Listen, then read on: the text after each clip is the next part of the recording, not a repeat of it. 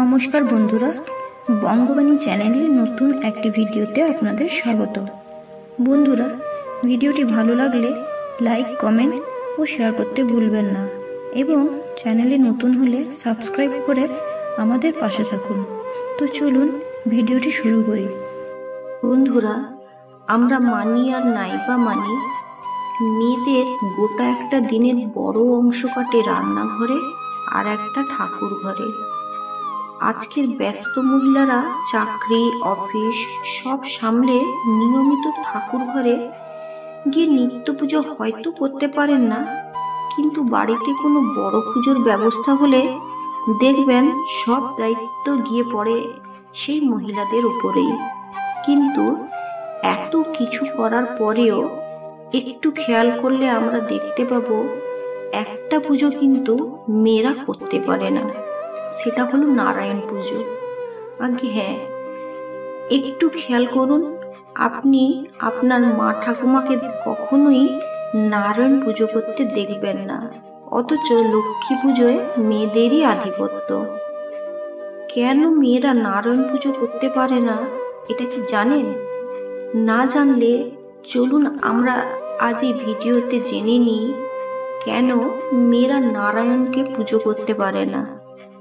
শাস্ত্রে কিন্তু বলেছে যে মেয়েরা নারায়ণ পুজো করতেই পারে, শুধু মাসিকের দিনগুলোতে সাধারণত যেমন মেয়েরা পুজো করে না, ঠিক তেমনই পুজো করবে না।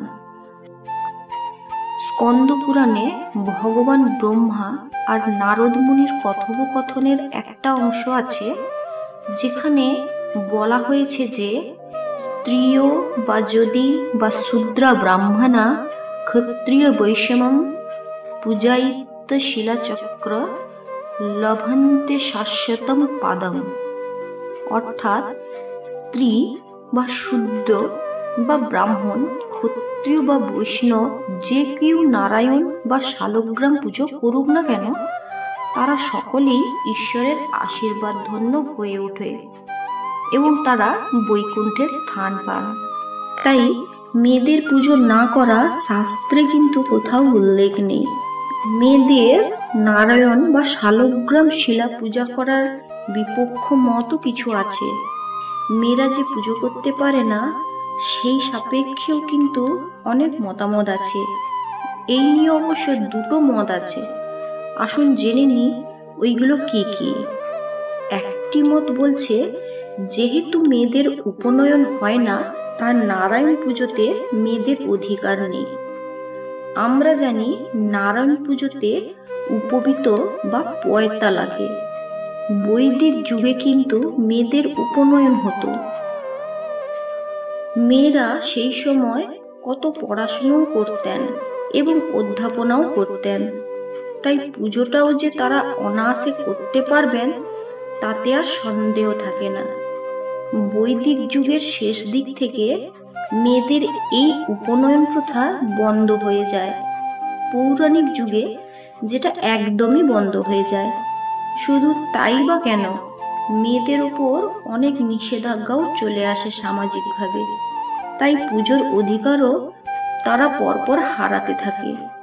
আরেকটি মত বলছে যে শালগ্রাম শিলা, যা কিনা নারায়ণের প্রতীক হিসেবে পূজিত হয়, তা তো একটা প্রাকৃতিক জিনিস। মূলত এটা একটা প্রাণীর ফসিল। নেপালের গণ্ডকী নদীর তীরে এখনো শালগ্রাম শিলা পাওয়া যায়। আমরা জানি নারীকে প্রকৃতির অংশ হিসেবে ধরা হয়। সাংখ্য দর্শনে পুরুষ আর প্রকৃতি হিসেবেই সকল সৃষ্টিকে ভাগ করা হয়েছে।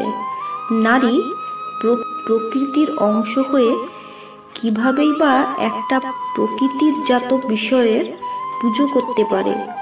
এটা মনে করা হয় যেন কোথাও গিয়ে নিজের পুজো করারই সমান।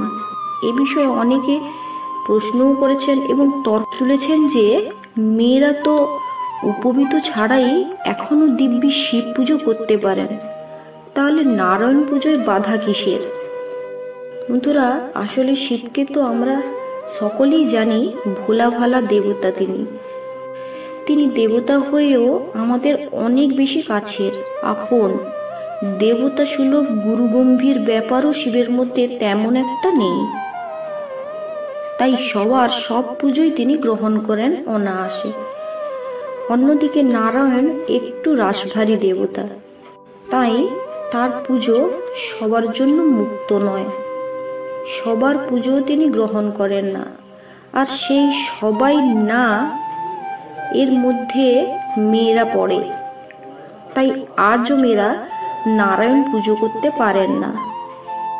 কিন্তু মন দিয়ে ডাকলে ঈশ্বর তো সবার জন্যই সমান।